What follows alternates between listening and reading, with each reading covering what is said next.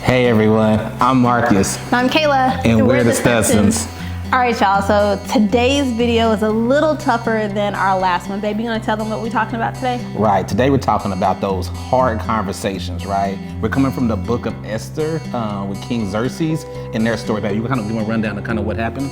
So, in a nutshell, Esther has been told that something's about to go down.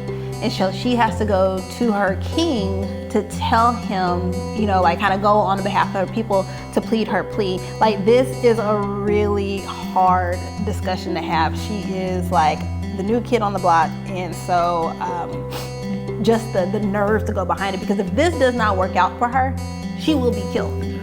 Yeah, so let's talk about how she prepared, right? How did she go? I think she fasted and she prayed for days for having that conversation. I think whenever in your relationship, are you fasting and praying for your conversation, or are you kind of just jumping into it willy-nilly, right? I think that's the most important thing is we've gone through our marriage and understand those tough conversations are going to have to happen, because if you continue to sweep them under the rug, the issue never is going to resolve itself. So if you take it to the throne and not to the phone, that'll kind of help you push to the next level. So basically, like, after she completed the fasting and she prepared the time, ladies, you have to mentally, men too, y'all too, it's both of us. You have to mentally prepare. There are some conversations that are okay to have like on a whim. Right. But if you know that this is going to be a hard conversation, not only are you having to prepare yourself mentally in your heart, because you don't want to come off defensive, you don't want to come off like you're nagging, but you need to consult the person that created the person that you're about to have this hard conversation with.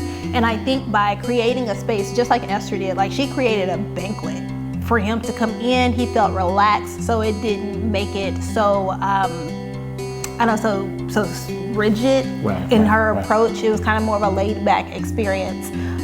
So in doing that, like I would really suggest, like, take the time, prepare your heart, prepare a place, prepare a time. And she let him know ahead of time, like, hey, I'm preparing something for you. I want you to come. Right. I think it was a post we shared a while back that says, if the husband's best advisor is her wife, her insight and feedback is powerful. Like, they see your blind spots, they see things you don't see. They see things differently, right? Just because we see the things you don't see. Yeah. They have different background, different upbringings. So I think it's important to not, due to your wife's differences, don't take those for naught, right?